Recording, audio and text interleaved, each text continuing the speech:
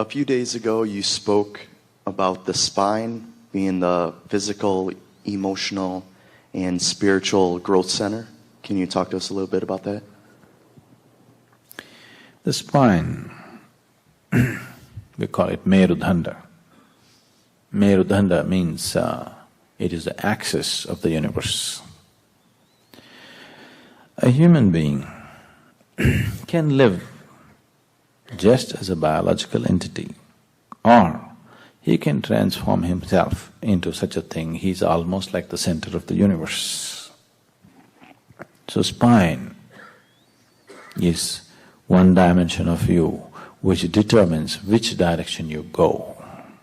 How your spine is functioning, how the energies in your spine are functioning right now determines almost everything about where you go. Within the spine, if you know the physical construction of the spine, you would know there are two holes on either side of the spine, which is like a conduit pipe for all the nerves to pass.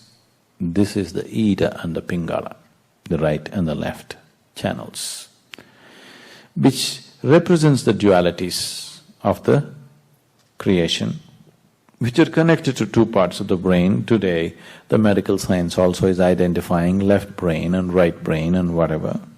This is Ida and Pingala.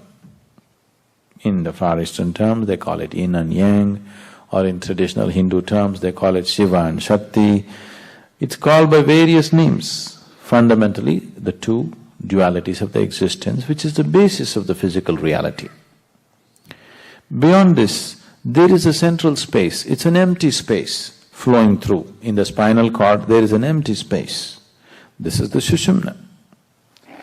Now, bringing a balance between these two will establish you well in this life.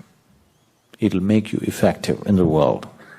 It'll make you handle life aspects well.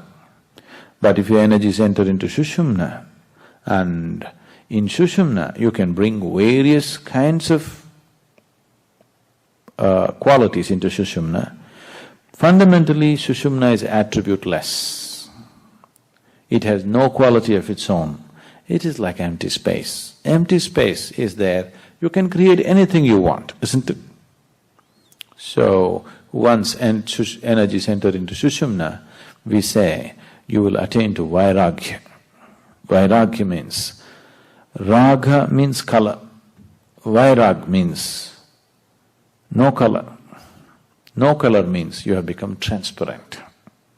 If you have become transparent, the advantage of being transparent is, right now, if what's behind me is red, I turn red too.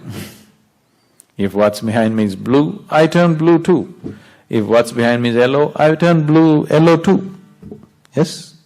Unprejudiced. Wherever you are, you become a part of that, but nothing sticks to you. Anywhere you go, if you are among red people, you can be totally red, but the redness doesn't stick to you for a moment. You're red because you're transparent. You're among green people, you're totally green, but the greenness does not stick to you either.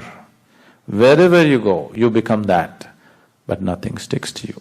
Only if you're like this, only if you're in a state of Vairag, then you will dare to explore all dimensions of life when you live here. If any color sticks to you, then if red has stuck to you, you will resist going into the green. If green has stuck to you, you'll resist going into the blue. Whatever sticks to you, you will resist going into the next one, because you develop this prejudice of this is right, this is wrong, this is okay, that is not okay. It will restrict the flow of life. So all this mechanism is fundamentally built into the spine, not in the brain. It is in the spine. If you manipulate the spine in a certain way, the very way your mind and the brain functions can be greatly altered. I should not be saying all these things. I can blow your head off just by touching your spine, you know, really. I can just touch your spine and have my brain going into real tizzy, because spine is the root. So, when you do the Kriya or when you… generally in your life, except for sleeping postures, it's good to keep the spine erect. That itself will do many things to you, many things.